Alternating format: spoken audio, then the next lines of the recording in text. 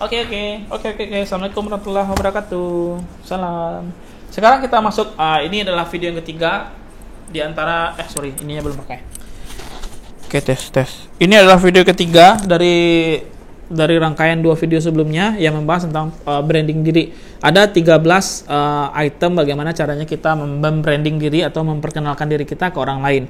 Dan ini adalah cara yang nomor 8. Bagaimana cara nomor 1 sampai nomor 7? Silakan cek video-video sebelumnya.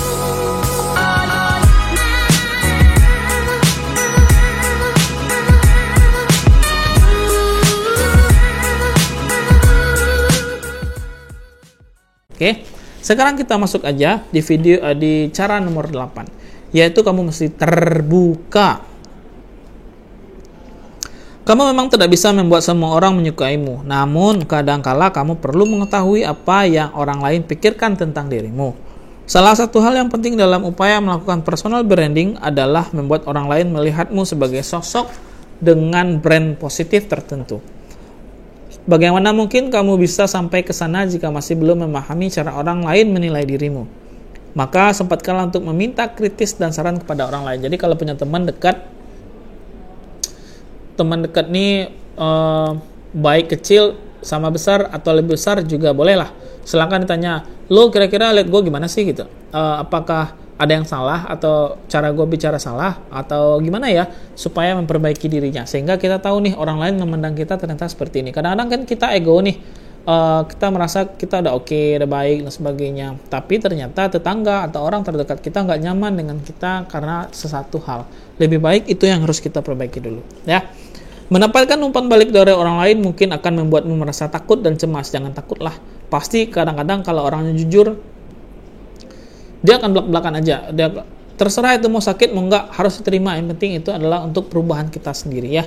Namun hal tersebut tergolong perlu untuk dilakukan. Mendapatkan evaluasi dari orang lain bukan hanya bertujuan mendapatkan penerimaan dari mereka, tetapi juga sebagai sarana memperbaiki diri sendiri. Bersikaplah terbuka dan biarkan orang lain menyampaikan isi kepala dan curahan hatinya.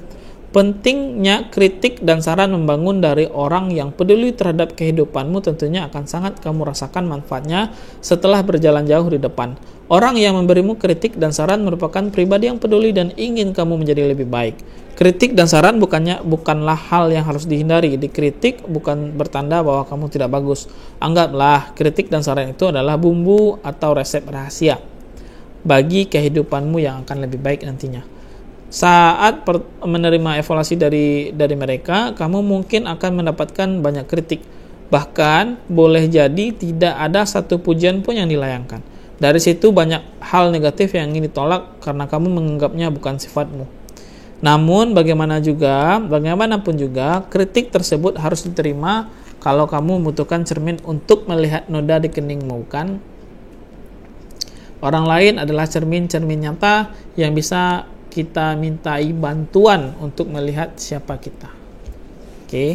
Selanjutnya nomor 9. Kompeten saja tidak cukup. Ciptakan sesuatu yang unik. Nah, kompetensi di dalam karir adalah keharusan. Kamu tidak akan sukses dalam karir bila mana belum kompeten serta masih terlalu sering melakukan kesalahan yang berulang. Sebagai tambahan informasi, Malcolm Gladwell menuliskan di dalam sebuah buku bahwa ada hukum 10.000 jam untuk menjadi seorang ahli. Seseorang yang melakukan latihan keterampilan tertentu akan sukses dan menjadi mahir ketika telah mengerjakan dengan sungguh-sungguh selama 10.000 jam. Artinya, kamu harus menyempatkan 40 jam seminggu agar dapat menjadi master pada bidang itu dalam waktu 5 tahun. Jika itu latihanmu semakin berkurang, misalnya hanya 20 jam per minggu, maka kamu akan menjadi master di bidangnya yang tekuni dalam waktu 10 tahun, begitu dan seterusnya. Jika 5 menit, bagaimana Pak? Lama tuh. Kamu harus membutuhkan latihan, konsentrasi, dan konsisten. Banyaknya jumlah praktek atau tentu tidak sebanding dengan kualitasmu. Secara perlahan, kamu pun akan menemukan keunikan yang menjadi ciri khasmu. Kabar buruknya, kompeten saja tidak cukup. Nah, itu kabar buruknya. Untuk membuat brand yang baik, kamu harus mencari sisi unik di dalam dirimu yang bisa kamu tuangkan ke pekerjaan. Temukan hal positif yang tidak dimiliki oleh rekan-rekan sekantor dan teman-teman sebaya, dan tuangkan hal tersebut pada pekerjaan yang kamu jalani. Nomor 10. Siapa yang percaya nomor 10 itu adalah konsisten. Siapa yang akan percaya kepada orang yang hari ini mengatakan A dan besoknya adalah mengatakan B? Konsisten adalah hal yang harus dimunculkan pada setiap saat membangun brand. Seseorang yang tidak konsisten selain akan dinilai sebagai pura-pura atau orang yang pelin-pelan, juga akan membuat orang lain sekitarnya menjadi bingung. Mari kita berandai-andai. Seandainya nih, Steve Jobs tiba-tiba menjiplak karya Samsung. Meskipun yang diusung oleh Apple adalah inovasi, bagaimana nasibnya si Apple nantinya jika seandainya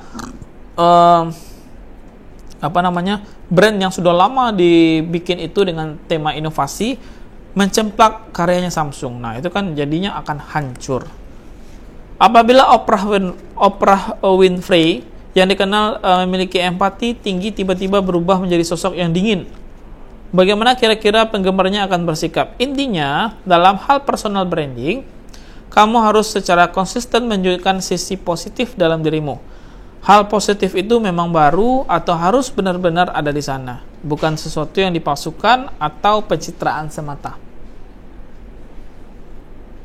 Memalsukan diri khas memungkinkan seseorang maju atau banyak dikenal, namun di sisi lain akan menjadi beban dan tidak akan bertahan lama. Jadi kalau kamu membuat pencitraan, kalau bukan dari dalam hati, ujung-ujungnya akan menjadi sesuatu yang cambuk besar atau batu besar yang selama itu akan ditambung di pundak ini. Kenapa?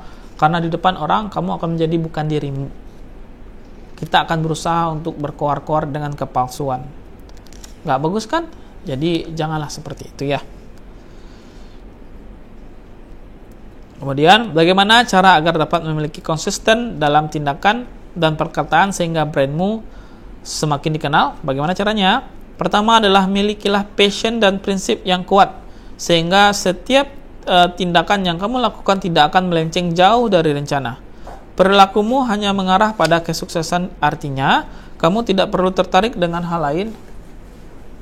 Kamu tidak perlu tertarik dengan hal lain yang kurang relevan, sebab kamu memiliki satu tujuan yang pasti. Konsistensi juga membutuhkan kesabaran ya. Salah satu prinsip yang banyak sebenarnya agar kamu mampu memiliki konsisten adalah sehari sehelai benang, setahun selembar kain, atau pelan tapi pasti. Nggak apa-apa konsisten itu susah, yang penting diusahakan dikit sampai jadi. Contoh nih, kalau buat laki-laki sering sekali, contohnya saya juga sih ya, suka body dengan gym yang bagus bodinya, bukan yang kekar sekali, tapi yang cukup lah atletis, dilihat atletis. Tapi untuk nge-gym malas, angkat beban berat malas, kemudian kemauan tipis. Nah, itu membuat konsistennya lama-lama jadi hilang. Coba kalau seandainya kita tetap bertahan dengan terhimpitnya seperti itu, lama-lama akan menjadi karakter dan nantinya akan berubah, yang kita tuju itu akan kita dapatkan. Jangan nomor 11. Jaga fokus. Berhati-hatilah karena distraktor ada di mana-mana. Salah satu masalah terbesar di abad ini adalah fokus. Pada saat mengerjakan sesuatu, banyak orang cenderung melakukan hal-hal yang bisa mengganggu pekerjaannya. Utamanya, sebagai contoh, ketika rapat kamu malah melakukan aplikasi chatting dan mengobrol dengan siapapun yang jauh di sana. Meskipun kamu tetap bisa menyimak rapat dengan baik, apakah mitra kerjamu tidak sadar kamu sedang bermain dengan ponsel di bawah meja? Katakanlah mereka tidak sadar. Kamu melakukan sedikit pengkhianatan atensi di situ. Namun, apakah yakin pada saat chatting atau membuka timeline di media sosial kamu tidak kehilangan detail rapat yang sedang diikuti? Pikirkan bagaimana seandainya hal yang terlewatkan sangat penting. Jadi, miliki brand dan reputasi yang baik berarti kamu tidak perlu membagi fokus pada distraktor ya. Jadi fokuslah. Jadi kalau orang ngomong jangan main HP. Kalau lagi belajar jangan main HP. Kemudian kalau lagi sholat jangan bayang-bayangin yang lain. Seperti itulah intinya ya. Nomor 12. Peduli kepada diri sendiri. Ini panjang nih, capek bacanya nih. Hargailah diri sendiri sebelum menghargai orang lain. Peduli terhadap kesehatan diri sendiri adalah hal yang sangat penting. Bagaimana mungkin seorang bisa fokus pada pekerjaannya jika tubuhnya sakit-sakitan? Karena belum memiliki banyak penyakit serius. Karena belum memiliki banyak penyakit serius, kamu mungkin berpikir bahwa tubuhmu baik-baik saja. Kondisi tubuh menurun secara perlahan akibat kebiasaan buruk. Coba ingat kapan terakhir kamu melewatkan makan malam demi mengerjakan tugas dari kantor atau dari sekolah. Kemudian atau seberapa sering kamu bergadang hanya untuk menonton siaran langsung pertandingan sepak bola di televisi atau cewek-cewek nonton drama Korea. Kemudian selain kesehatan fisik, mengelola stres juga merupakan tantangan tersendiri. Stres merupakan sesuatu yang hampir tidak bisa dihindari. Setiap orang pasti mengalaminya. Macet di jalan, stres. Perbedaan pendapat dalam rapat, stres. Target perusahaan yang tidak terpenuhi, tidak achievement, stres. Dan lain-lain adalah stres. Sedikit hal yang bisa menimbulkan stres tanpa disadari, ya. Pacar nggak balas-balas WA, stres. Stres dalam level tertentu tergolong dibutuhkan. Hal itu bisa membuat seseorang memiliki semangat dan gairah hidup. Misalnya, seorang siswa mendapatkan nilai buruk pada ulangan harian. Ia pada awalnya mungkin akan merasa tertekan, namun kegagalan itu juga bisa membuatnya bersemangat untuk menaikkan nilai ulangan sehingga mau belajar lebih tekun. Tapi nilai yang buruk mungkin saja ia merasa bosan karena kehidupan sekolahnya berjalan normal tanpa rintangan. Namun jika level stres lebih tinggi, hal itu akan menimbulkan efek negatif. Stres bukan hanya membawa efek sementara, tetapi dapat menimbulkan dampak negatif berkepanjangan bila tidak dikelola dengan baik. Jadi stres itu ada dua, stres yang ringan, ada stres yang berat. Stres yang ringan, kalau stres itu berbentuk positif, orang IP-nya 3, saya IP-nya 1, stres, nggak apa-apa. Belajarlah untuk bisa mendapatkan IP 3. Tapi kalau sudah bosan, kemudian stres sekolah, kenapa tidak ada rintangan, tantangan, dan sebagainya, stres, itu lumayan juga anehnya, ya. Nih, kalau pernah dengar ya, mens sana in corpore sano. Di dalam tubuh yang sehat terdapat jiwa yang kuat.